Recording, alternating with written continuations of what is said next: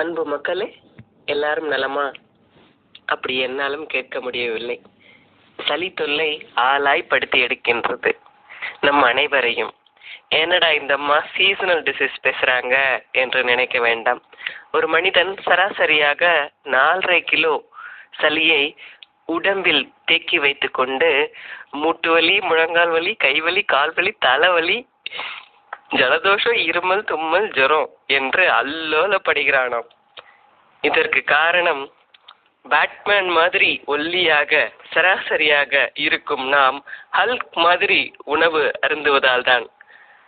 பொதுவாக இந்த நேரங்களில், அதாவது மழைக்காலம் மற்றும் குளிர்காலத்தில் ஜீரண மண்டலம் நமக்கு குறைவாகத்தான் வேலை செய்யுமாம். அதற்கு ஏற்ற உணவாக நாம் கறி கஞ்சியை பயன்படுத்தலாம். என்னடா இந்த அம்மா கறிங்கிறாங்க கஞ்சிங்கிறாங்க அப்படின்னு நினைக்காதீங்க. நம்ம காய்கறியும் எளிதில் ஜீர்ணிக்கக்கூடிய சூடான கஞ்சி அல்லது குறைந்த அளவு சூடான சாதம் போதுங்க. மரபு அரிசியாக இருந்தால் ரொம்ப நல்லதுங்க. சாதாரணமாக நம்ம சாப்பிட்ற சாப்பாடு வெள்ளை அரிசி பசைத்தன்மை அதிகம் இருக்குது. ஸ்டார்ச் உணவாக அது மாறுது. கிழங்கு, பால், முட்டை, இறைச்சி இவை எல்லாமே நம்ம உடம்புல பசையா ஜீரணமாகாம போய் வயிற்றுல ஒட்டிக்குதுங்க. இப்படி ஒட்டிக்கிற உணவால தான் நமக்கு பாதிப்பு அதிகமாக ஏற்படுது.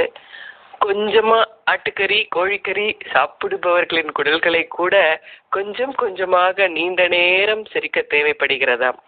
ஆனால் நம்ம ராஜ்கிரண் ஸ்டைலில் தலவாழ இலை போட்டு வகை வகையா சைவமோ அசைவமோ ஹல்க் மாதிரி சாப்பிட்டால் 4.5 கிலோ சளி பொருட்களாக செரிக்கப்படாத உணவு உடம்பில் தேங்கி விடுகிறதாம்.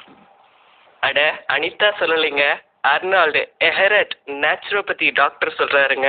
100 வருஷத்துக்கு முன்னாடியே ரேஷனல் பாஸ்டிங் என்கிற புக்கில் ரிசர்ச் ஒர்க்காக சப்மிட் பண்ணிட்டு போயிட்டாருங்க.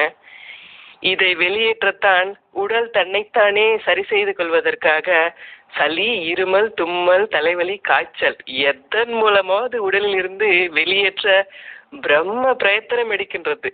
7 நாள் விட்டால் சளி தொல்லை இனி இல்லை என்ற நிலை வரும். விடுவோமா நம்ம? சும்மா ஊடு கட்டி மருந்து மாத்திரை சாப்பிட்டு மறுபடி மற்றொரு உடலின் நோய்க்கு ஆழமாக அஸ்திவாரம் போடுவோம். அட, பொறுமை எருமையை விட பெருசுங்க.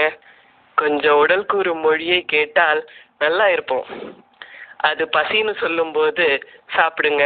கண்ட நேரத்தில் நாம் உணவு உண்ணும் அனைத்தும் கழிவு தேக்கத்திற்கான அஸ்திவாரமாக, சளி தேக்கத்திற்கான அஸ்திவாரமாக மாறிடுங்க. இந்த சளி தேக்கத்தில் தான் கிருமி வளர்கிறது. தனியாக நம்மளை வைரஸ், பாக்டீரியா, ஃபங்கஸ்லாம் அட்டாக் பண்ணலைங்க. நம்ம உடம்புல தேங்கி இருக்கிற கழிவுகளால், சளி கழிவுகளால் தான் நமக்கு நோயே வருதுங்க. அதுக்கப்புறமா தூக்கம் வந்தால் கரெக்டாக தூங்கிடுங்க. அப்புறம் மணிக்கணக்கில் நம்ம செல்ஃபோனில் கோடிக்கணக்கில் நமக்கு ரூபாய் வர மாதிரி அது கூடயே மூழ்கி போயிருக்கோம். நம்ம உடம்பு, தலையும் ஆன்மாவும் அதில் அப்படியே சொருகிட்டு இருக்கோம். அதை பயன்படுத்துறத நிறுத்துவாங்க. தேவைக்கு மட்டும் பயன்படுத்தலாம். உடல் அசதியாக இருக்கின்றால் ஓய்வெடுக்க தயங்காதீங்க. தாகம் எடுத்தால் தண்ணி குடிங்க. அப்புறமா லாஸ்ட் வீக் நான் சொன்னது மாதிரி கால் ஸ்டோன், கிட்னி ஸ்டோன் நம்ம லைஃப் ஸ்டைல் டிஸார்டர்ஸால் வருதுங்க. இதுக்கு நம்ம டீஹைட்ரேஷன் ஆகிடுறது தான்.